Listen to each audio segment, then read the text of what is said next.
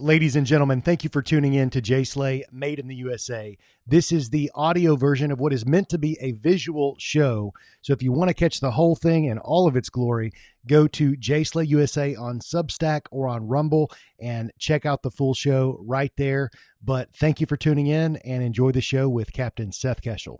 Guys, once again, I am excited about today's show, today's guest. You know, one of the first, when you're first starting off a platform and you don't really know what you're doing, like, 3 years ago, that was kind of the place I was in, but I knew I wanted to give it my all to help, quote unquote, save America, for lack of a better way to say it. And there was a lot that had to go into that. One of those things that was a challenge was finding good guests that had notoriety. And through a friend of a friend, a baseball connection back in my pro days, a name came to the forefront named Seth Keshel. And at the time, I didn't know who he was. Then I looked him up online. It's like, wow, this guy's got, 150,000 people follow him on Telegram. Well, come to find out, he was an elections integrity expert, had already gained a lot of notoriety and respect in that category at that time. But Seth Keshel was going to join the show today to kind of give us a state of the union, the way he sees it. He's one of those guests that I feel that regardless of the topic, geopolitics, election integrity, what happened with the Trump assassination, he's going to give good, insightful, well thought out analysis. So I'm excited to have him. Quick intro. Seth is an MBA. He's a former Army chaplain. I'm sorry, you might be a chaplain. We'll talk about that. A former Army captain of military intelligence and an Afghanistan veteran. His analytical method of election forecasting and analytics is known worldwide. He's commended by President Donald Trump for his work in the field. Seth, thanks again for joining us, man. I really appreciate you coming on today. Jeremy, it's been a hot minute since we've done a show, but it's always good to be on. I think that you and Chris Paul and a few other folks with a broad range of topics are some of the most fascinating content producers in this movement. So thanks for having me. Well, thanks for coming back on. I appreciate it. And, a lot has changed. You recently wrote an article on your Substack. I encourage everybody to check out skeshel.substack.com. But you wrote one a couple weeks ago called The Winds of Change. And you and I have kept up with each other, just phone calls at a distance. But it has been a few years since we've gotten into the weeds on a public show. And I wanted to ask you, 4 years ago, I feel like you put every fiber of your being, both personally and professionally, into election integrity, restoring the confidence of the American people, in that we can once again have free and fair elections. But has there been a shift in maybe your focus, your goals, because a lot has happened? Definitely so. And I've weathered a lot of storms, a lot of personal storms for myself that I haven't really spoken much about publicly. I've dealt with all of the rifts and divisions within this. I struggle with the term movement. It's not a very cohesive or unified movement. But the dissident right, the freedom movement, I've navigated a lot of rifts there. I've had a lot of different people I've worked with. And really over the last 3 years, it's become apparent to me that we are certainly at the end of a chapter. And I've referenced a book called The Fourth Turning many times, and I feel like it's very applicable right now. It's relevant. I believe that we are at the end of a fourth turn now. And I am hoping for the best, as everyone else is. There's no guarantee a fourth turn is going to end like we want. But it's very clear with the government expending all resources to eliminate its opposition, not just President Trump, but the dissidents out there, to silence, to cancel. It is very clear that they are near an end game. They're fighting a war to impose their worldview, which is to erode the sovereignty of the United States and bring about a bigger global government. They are in the end game of their fight. We are still trying to convince people that there is a fight for this country going on. So all those professional Republicans that could care less about election integrity, those are the ones that are really slowing our momentum, that are making it difficult for us to capitalize on any gains. Even if we put President Trump back in the White House, we're going to be wearing an albatross of a probably useless House of Representatives and Senate. So we're going to have to rely on Trump to be a historic president if we can get him in. I know we're going to get into that as we go on with the show. But it's become apparent to me, I don't doubt that I have lived out the purpose I was supposed to find. And a lot of that is rooted 20 years ago when I knew Cody Overbeck at Ole Miss, when I was the stats guy at Ole Miss. And my mind has been geared to understand numbers and trends and identify them and explain them in a way that few people can. So I don't doubt that. I don't regret the time I've spent on the road. I spent 271 days on the road in 2022. That was the year we did the event in Nashville in January 2022. Mm-hmm. I'm not quite as much as 2021 in 2021 because it was only a half a year of me becoming a prominent figure in the elections world. And in 2023, I was on the road for more than 150 days. And things have slowed down for me substantially in 2024. I'm kind of surprised that I've not been a more integral part of what the RNC is trying to do, but it just goes to show you that the consultants still rule the roost. They don't want anybody threatening their turf or bringing in new ideas. And I've done a lot less travel. So I'm sure I'll have a few more stops between now and the election, but I have decided that in 2025, should we have the same fate for our elections as we have in the last two, I'm not going to be presenting slides showing why the elections are stolen. We know they're stolen. 62% of likely voters believe the 2020 election was impacted by fraud. An even higher percentage believe the coming election will be impacted by fraud. And what is particularly dangerous about this election, which we'll get into, is that President Trump is widely expected to win. Kamala Harris is not a stronger candidate than Joe Biden. I've run some numbers and put them out on Substack today with North Carolina. But we're reaching a terminal velocity of probably more than 3/4 of Americans, maybe 80% plus, would not believe a Harris win in 2024. So I've decided to focus my efforts in 2025 and beyond on I will still present at legislative hearings. I'll come speak at a keynote dinner, at a Lincoln Reagan dinner, but I'm going to be continuing to put word out in the written form, which is my bread and butter, and investing more time in my family, becoming a more private person after the last 3 years. That makes a lot of sense. And, you've done it at a very, the elections game and digging into that, talking a lot to elected officials. You've done more of that than me. I've done some of that, but it has an effect on us personally. And I'm gonna kind of talk about one of the articles you recently mentioned, that you said digging into politics has changed me for the worse, quote unquote, due to unending corruption that you discovered.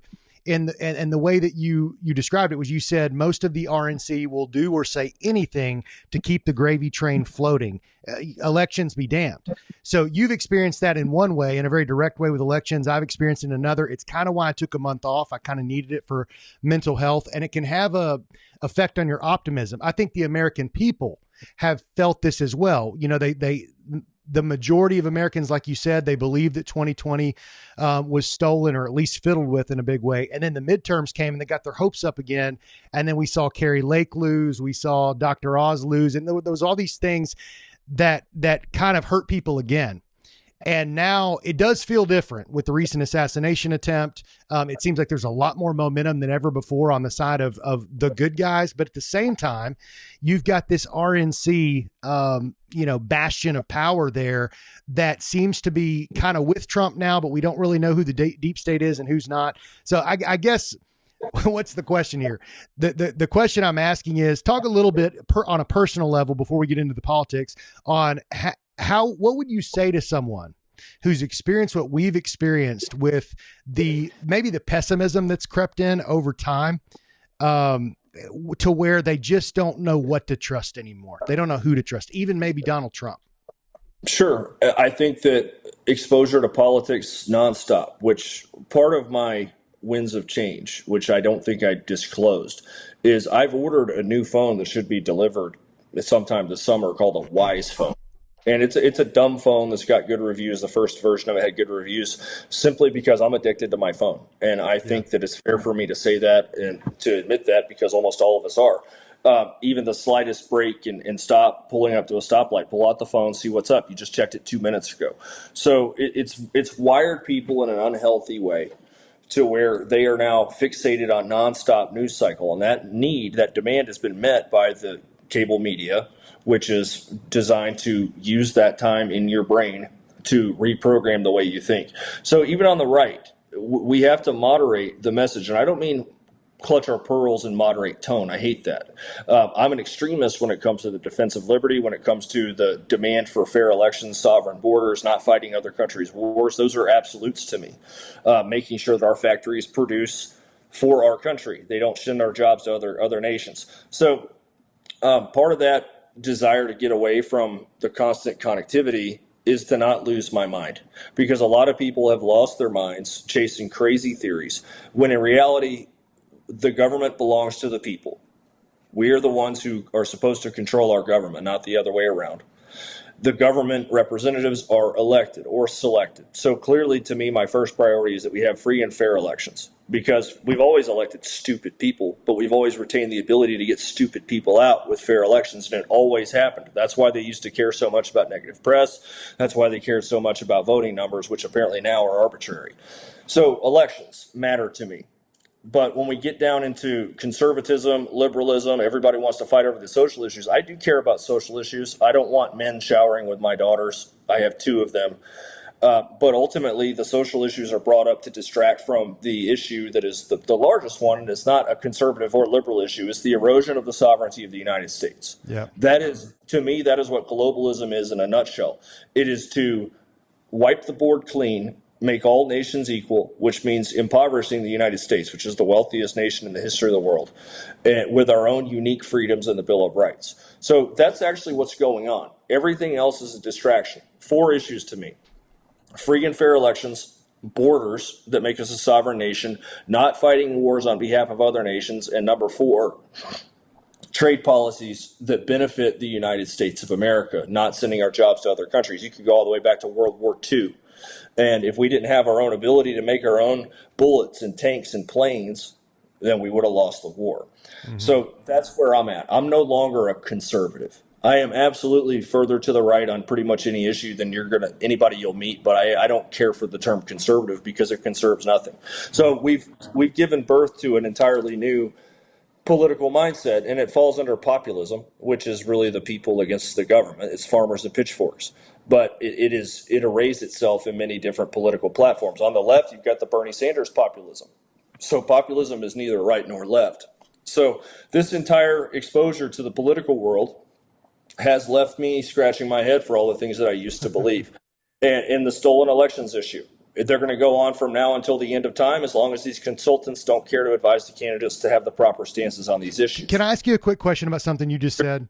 You mentioned Bernie Sanders populism. I have noticed more of a liquidity between a Bernie Sanders supporter from 4 years ago now becoming a MAGA Trump supporter versus an establishment Republican type that didn't like Trump, all of a sudden becoming a Trumper. Like I've just seen, like, it's like populism actually has more of a magnetism between the right and the left than establishment conservative politics versus freedom first, America first politics. Have you seen the same?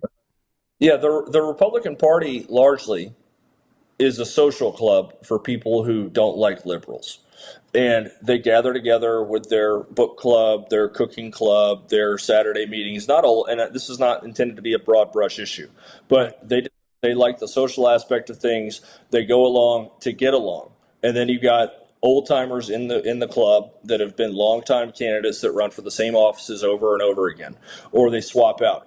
It's a rampant thing. So the Bernie people that like Trump now, most of them, the ones that voted for Trump in 2016, especially, they felt alienated by the Clinton camp, basically stealing the nomination. And a lot of them backed Trump on the issue of trade, because Trump is not a right-wing conservative on trade issues.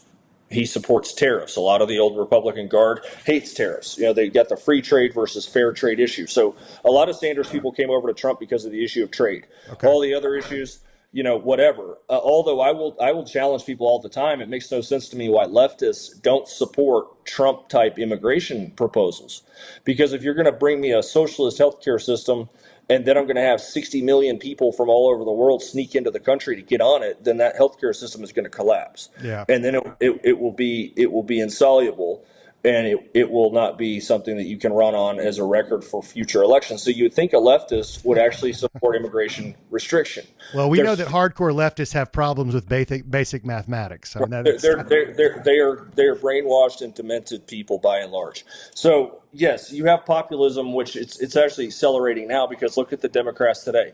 The irony of the situation is there is nothing democratic about the Democrat Party. They just threw away millions of primary votes for Joe Biden to be the nominee in 2024 and are going to install Harris. And they've already put tape over everybody's mouth. There will be no challenges to her at the convention.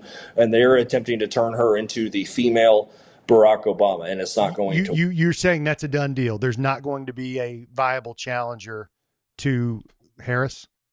If it was all on the line today to make a bet, I would say no. Now, of Okay. course, anything can change, but I don't think so. I think that any more instability is going to cause them even further issues. They've already got a lot, as you know, about the Shapiro issue that I wrote about yesterday. So Yes. they are not in position to win the election. Donald Trump should win this election very easily and probably with the popular vote, if not for the corruption of elections. So all in all, I would say it's a 50-50 proposition. Gotcha. Okay. Unfortunately. Yeah, let's talk about I don't think you've done an interview since the assassination attempt. I would love your take on it, being like we've said before, you've got a military background, an analyst background. I'm sure you've looked at it from many of the angles. There's a lot of buzz online. What is Seth Keshel's take on what happened, the purpose, and who's behind it? The facts are rolling out 2 weeks since the congressional hearing with Kim Cheadle gave us a little more information. It's very clear they don't have their facts straight. And because their stories don't align, they don't have their facts straight, they are covering something up. That's right. So I believe that Crooks is a pawn in this, and I believe that Crooks took the bullet. He may or may not have fired his weapon. I don't know. It doesn't make any sense to me. And I wrote about this on Substack. So when I was an intelligence officer in the Army, one of the basic functions of an intel officer, a tactical intelligence officer. So, and here's another thing. Just because you're military intelligence doesn't mean that you worked at the highest levels of Washington, D.C. in clandestine operations. Down at the company and battalion levels, you have tactical intel officers who have infantry skills and sometimes go out on patrols.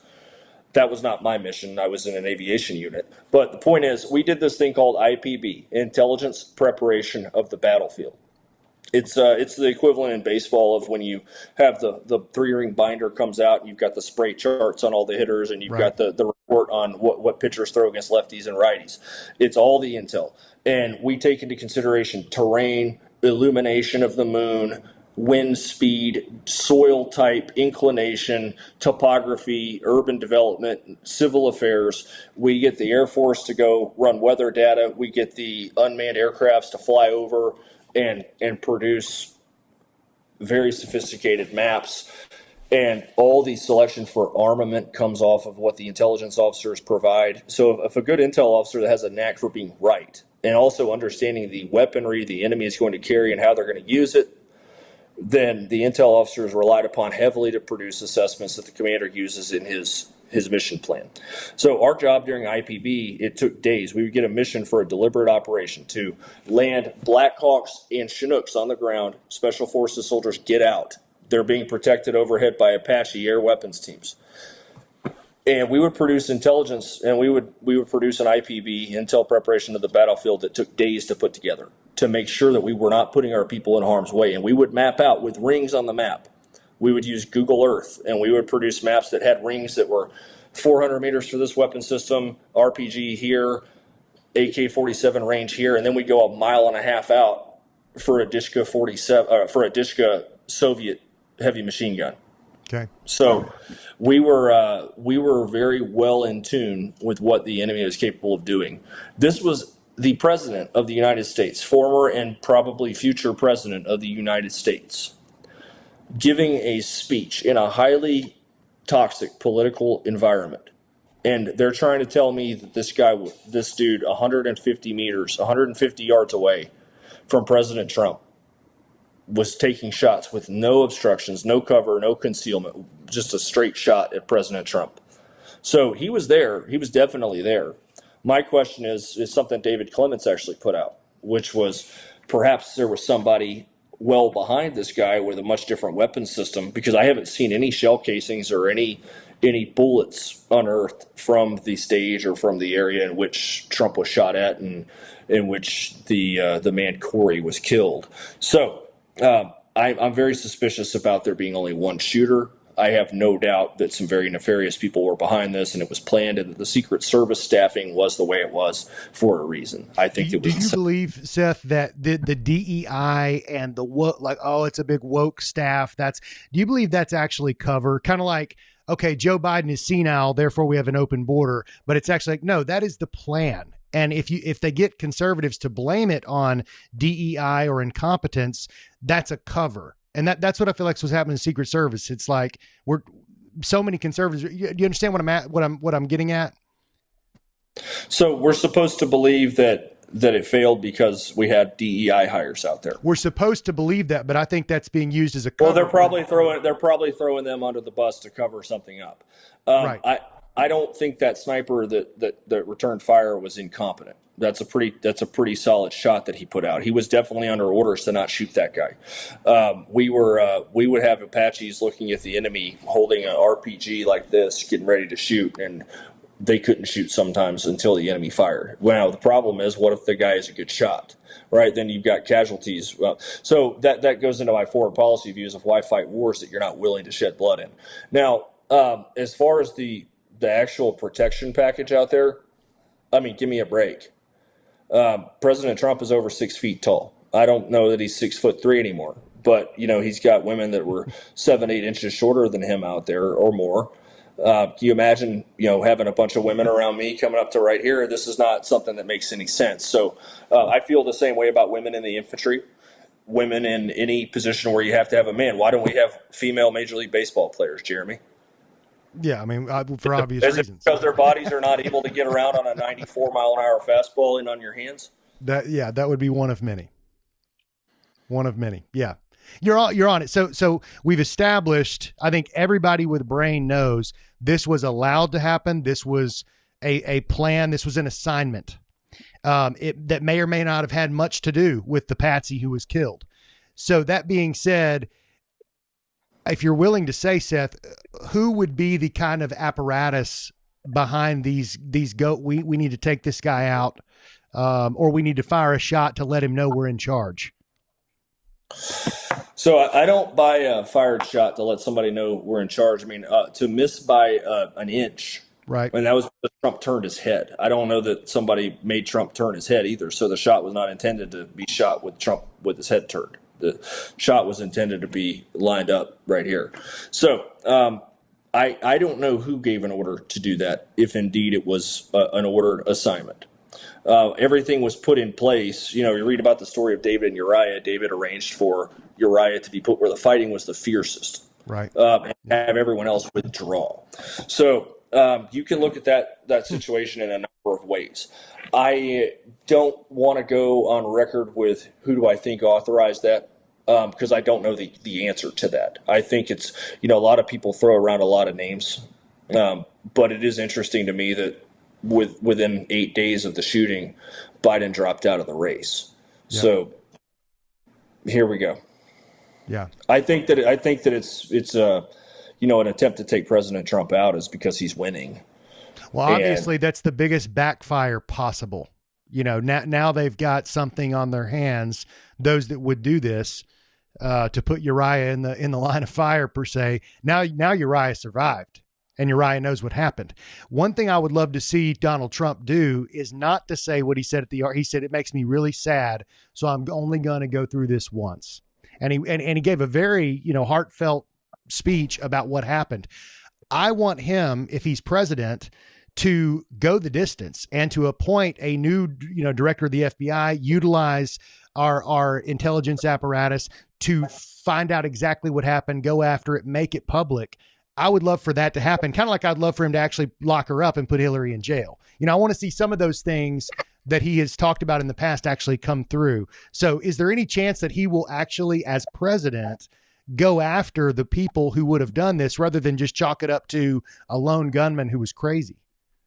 Sure. So nobody that follows elections imagined the capacity for what happened in 2020 to happen until it happened. It's like if you would have just shown up having fought wars in Europe in the 1800s and been on the Western Front in 1914 in the blink of an eye. You'd have seen airplanes, tanks, and machine guns in trenches replacing open field infantry skirmishes, cannonball artillery, and horse cavalry. So things have changed quite a bit. Nobody knew what the capabilities were in 2020. I actually think they were probably out there in 2018, which is why we had the results that we had in that midterm in a few states that happened to install all the key personnel that were needed in 2020. Isn't that a miracle? Gretchen Whitmer in Michigan, elected 2018. Katie Hobbs in Arizona, 2018. Tom Wolf, reelected Pennsylvania, 2018. So Katie Hobbs was 2022. Am I She was the 2018 Secretary of State. Oh, right. Okay. Yep. And the Republican had been called the winner on election night, believe it or not. And then that call was retracted, and then the mail ballots did their trick narrowly. So anyway, back on subject. We did not know the capacity for elections to turn out like they did in 2020 until we knew it. So moving ahead into that, nobody really knows what President Trump's plans may be, but I can tell you that he probably thought he was going to be reelected in 2020 based on what his pollster told him. Tom McLaughlin said, if you get 65 million votes, you'll win. Why did he say that? Because it would have been a gain of 2 million votes. And all my stats that I've talked about for years will show you that the last president to gain votes and lose was Grover Cleveland in 1888. So Trump gaining 2 million votes, the calculus would be you're going to win, let alone gaining 11 million votes and he didn't win. Give me a break. Right, so Trump had data and numbers telling him he was sitting on 70 some odd million votes, which is probably why he played it safe with the COVID management as well. So we didn't know what we didn't know until we knew it. Now we know it. Trump also in his first term did not go after Hillary Clinton. He tried to strike a magnanimous tone. And I guess there's a time and a place for that if you want the country to heal. A lot of people still talk about that. I don't think personally that we're there. I don't think the country is going to heal because I think that there's people that don't want it to heal. I think that you've got bad patients out there that have a broken bone that don't want to rest it. And I think that it's to their benefit to create all this unrest and destabilization in America. So Trump is going to have a benefit that he may not even know he has. And that is that he is restricted to one term in office at this point. So when DeSantis was in the race, DeSantis and his minions attacked President Trump and tried to kneecap him by saying he's a one-term president. You need DeSantis, he's a two-term president. Well, we had a president named James K. Polk who was elected he was actually from your neck of the woods. He was a Democrat from Tennessee. He was actually one of the better Democrats. Mm-hmm. And he was elected in 1844, and he promised to run one term. And what he did was he annexed Oregon, he annexed Texas, and he was a key figure in expanding America's territory. And then what he wound up doing was won the Mexican-American War, and then kept his promise, which of course gave California to the United States too. He kept his promise, and in 1849 he retired, and he actually died shortly after he left the White House. But James K. Polk got a lot done in one term. He was not restricted to what he could say and do, wasn't worried about re-election, and he had his ears pinned back, kind of like a defensive end selling out for the pass, going after the quarterback. So Trump has an opportunity to not worry about what people think and get stuff done. He's going to fight the D.C. bureaucracy big time. He's going to have advisors around him that are extremely cautious, don't want to mess the Republican Party's chances up. But he is going to have an opportunity, if he takes it, to leave it all on the table. And it's going to have risk with it. And I think he knows that. But it's going to happen if we're going to get our country back, because there is nobody that strikes me as capable of replacing Donald Trump pound for pound. Do you feel that at this point, Trump has become more GOP-like, or that the GOP has actually become more Trump-like? The GOP has definitely become more Trump-like. There's some things where he's changed his spots a little bit. He plays nice with a lot of these endorsements, and some of the endorsements are of people that aren't very good. And I'm going to ask you about that because I want to understand that better. But go on. So he goes along and he makes some of the endorsements I doubt that he would make otherwise if we were looking at people's positions on paper. I think he also probably makes picks based on other factors, like who's more likely to win. Like for example, Kevin McCarthy was the only option for Speaker of the House early on in this session of Congress. There was nobody else that was going to get the votes, and he knew that. So of course, let's go with McCarthy. Why? Because it's the path of least resistance, the path of least damage. We can get these hearings started, which, by the way, I'm about fed up with hearings. I'm only 39 years old and been paying attention to politics for about 20 years, and I've seen enough hearings that go absolutely. But I think Trump can leverage his single term into a great advantage if he chooses to go that way. That's something I had not considered, and that's an obvious point. When you don't have anything to lose because it's your only time, you may as well go for it. So I love that point. Let's dig into your last article. Again, you can find all these at your Substack, skeshel.substack.com. Not the last article, the one right before about Trump just kneecapped Shapiro and put massive Democrat chaos in motion. You're talking about a lot about the divide, specifically on Israel and based around who Kamala Harris's choice of VP might be. I'd like to give us a summary of that and then hit on some points you want to make. I've created a new model of mapping for elections. Okay. And it's a hybrid. It's a combination of what's impossible. Tennessee's going to Trump. It's impossible for the Democrats to win Tennessee. Not only is it impossible for the Democrats to win Tennessee, it's impossible for them to sell it to the country that Trump would lose Tennessee, right? So Tennessee goes in red, right? And then you've got some states like New Jersey. I tend to think that New Jersey in 2024, after a Trump trend in 2016, and then a massive Trump vote gain that should have been another Trump trend in 2020, which was overwhelmed by 500,000 or more likely fake votes in New Jersey for Biden, which made a left shift.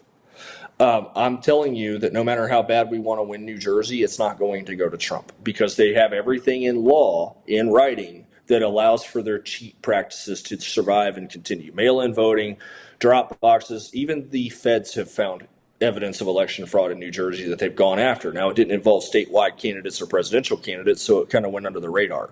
New Jersey is a bastion of corruption. But in a fair election trend that I can identify for many years, I would expect New Jersey to be right down to the wire in 2024 in a potential Trump state. It used to be a heavily Republican state in the 20th century. Mm-hmm. So that goes in blue. So that my election system is based not only on political calculus, but on current reality. California, it's going blue. No matter how bad we want it to go, and no matter how many Trump yard signs and boat parades you see, California is going blue.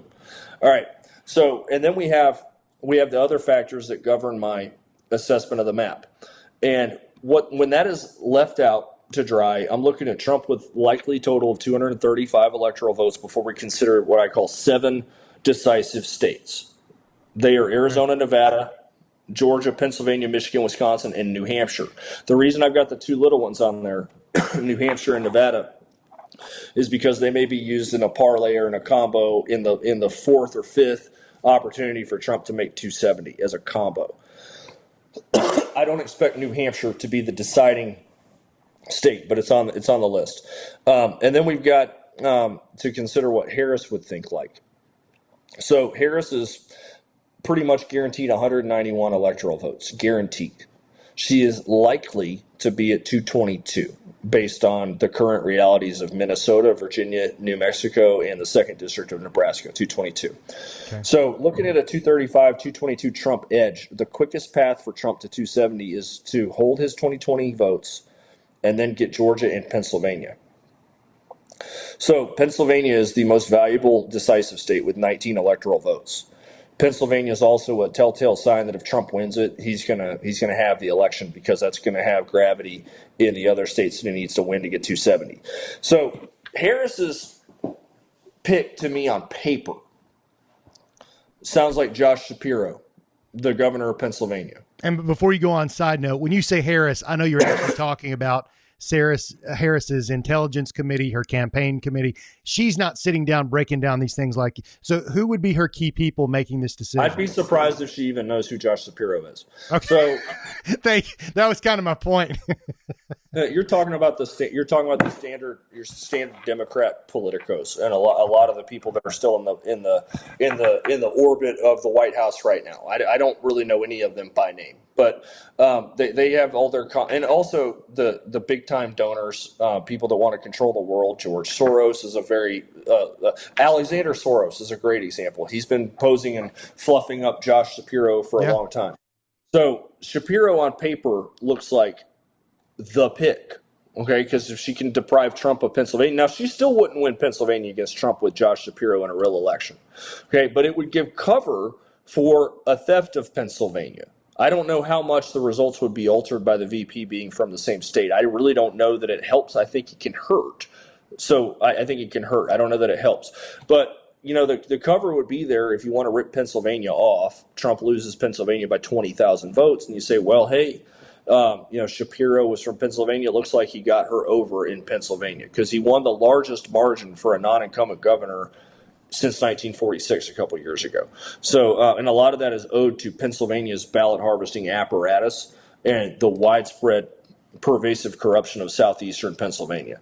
So we have that issue. But what's the issue with Shapiro? Now, the other candidate who's actually the favorite right now in the betting markets is Mark Kelly, the senator from Arizona and a former astronaut who's married to Gabby Giffords, who was shot in, I believe, 2011. So Kelly is this so-called moderate, purple state senator. I don't know that. I kind of hope she picks Kelly. They're going to try to narrate Arizona away from Trump if they pick Kelly, but it's only 11 electoral votes. Shapiro would be the narration for the entire Rust Belt. I don't think Kelly will help Harris in the Rust Belt. But, the word on the street is that Shapiro is a risky pick because he's Jewish. Not only is he Jewish, he's a massive Zionist, which he condemned heavily the campus protests against Israel. What the problem is for that is that other than, he's a Zionist, which is one thing, but the issue for the Democrats is that their base is rabidly anti-Israel. Their young base, their young minority voter base is big time pro-Palestine. I don't have a dog in the fight, but they do. And what this would do, just look at the demonstrations just this past week when Netanyahu came to visit. So Trump basically orchestrated the visit. So we have a world leader coming to the United States to visit with somebody who's not in the White House right now and presumably going to be in the White House.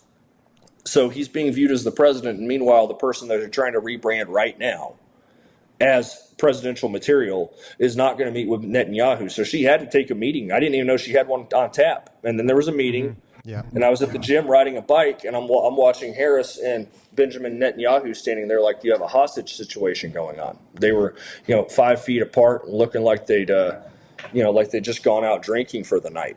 So that, of course, enrages the Democrat base. And think about this. So Harris has about 4 weeks left to show her face everywhere and display her vocabulary.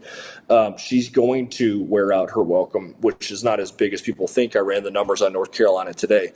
And what it's going to do is going to create a massive rift with the Democrat grassroots, who are going to be there rioting in Chicago, replicating the 1968 riot convention, and you're going to have a major clash between the pro-Jewish factions of the Democrat Party and then the pro-Palestinian factions of the party, which I personally think is going to make it very difficult to put Shapiro there as the VP, especially since the VP is known as the person who's a single heartbeat away from the presidency. The other caveat here is Harris's husband is Jewish. Correct. Yes, but he's not running for office. Usually right. Connection that can kind of get pushed off to the side. Sure. Jewish people are a lot like Catholics or Mormons or anyone else who's from a religious sect in which this is the culture they grew up in. We're not this and we're not that. So nobody really knows the level of somebody's religious devotion until they can examine their political beliefs, like somebody being a Zionist, for example, or somebody being aligned with Hamas, for example, is different than necessarily being aligned with a pro-Palestinian sympathy. So, but I do think that they're going to wind up with an issue with this between the competing factions of the Democrat Party, and the Democrats are nothing if not ironic. I mean, this is the party that engineered and preserved slavery that now gets 90% of the black vote. Right. This is a party that gets the Jewish vote 2-1, which harbors inside the party the biggest Jew haters in the world, with people that chant death to Israel and death to America. And so they definitely have a very ironic coalition. It's very interesting. It's like the pillars of the Democratic Party, the old school, the old money, they're all going to be, I shouldn't say all, but many are going to be Zionists. I'll give an example. Like if you look at the White House Chief of Staff, Jeff Zients, he's known as one of the most powerful men in the White House right now. He's Jewish. He would be a Zionist. The head of the CIA. I mean, I could go down a list of all these power positions that Biden had put in place, unelected positions that are Jewish. Yet the foot soldiers of the left, who have far less power except for their vote, college campuses. Maybe they have some power with just a cultural sway. But it's very strange. Now, I know the right wing has heavy Zionism too. I mean, you could watch those 50 standing ovations for Benjamin Netanyahu. But speaking of the irony of the left, I'll give one other example. The Ivy League schools, 6 out of the 8 presidents of the Ivy League universities are Jewish, yet their students at these same universities are BDS going against, Israeli Zionism. So can you kind of tease out why or how that even happened? What happened? How you've got a leadership in the party, like I mentioned, Kamala Harris's husband, Jeff Zients, White House chief of staff, Victoria Nuland. You've got all these big names in Democrat politics. And a lot of them slip my mind, but I could, even in Hollywood, most Hollywood producers that are, Jewish and have power, they are going to be hardcore Democrat. Yet the actors and actresses may be all about free Palestine.